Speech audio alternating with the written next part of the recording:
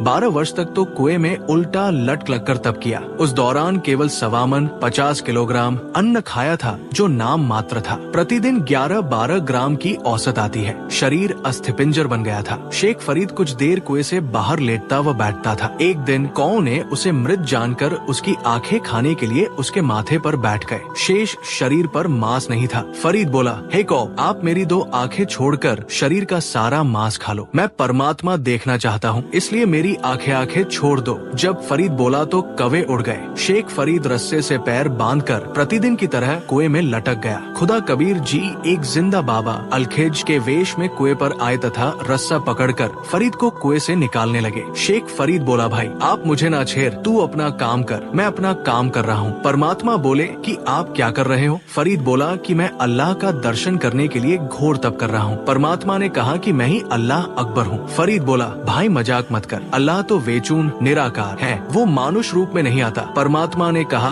कि आप कहते हैं कि परमात्मा निराकार है, दूसरी ओर कह रहे हो कि परमात्मा के दर्शन दीदार के लिए घोर तप कर रहा हूँ। कहते हैं घाम का और ज्ञान का तो चमका सा ही लगता है। विचार किया कि अल्लाह नहीं है तो अल्लाह का ये बाखबर अवश्य है। शेख फरीद ने चरण पकड़ लिए, तत्व ज्ञान समझा। कबीर परमात्मा के द्वारा बताई साधना करके कल्याण करवाया।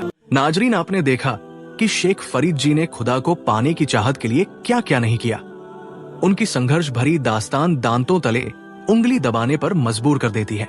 जिस अल खिज्र ने शेख फरीद जैसे महापुरुष को खुदाए कबीर जी की इबादत की सच्चे इल्म की जानकारी दी, जिसको करने के बाद आज वो जन्नत बैतूल गए, उसी सच्चे कबीर परवरदिगार की सच्ची इबादत आज के मौजूदा दौर में केवल बाखबर संत रामपाल जी ने बताई, जिसके विषय में पाक कुरान की सूरह फुरकान 25 आयत नंबर 59 में भी कुरान पाक बोलने वाले खुदा ने भी फरमाया है।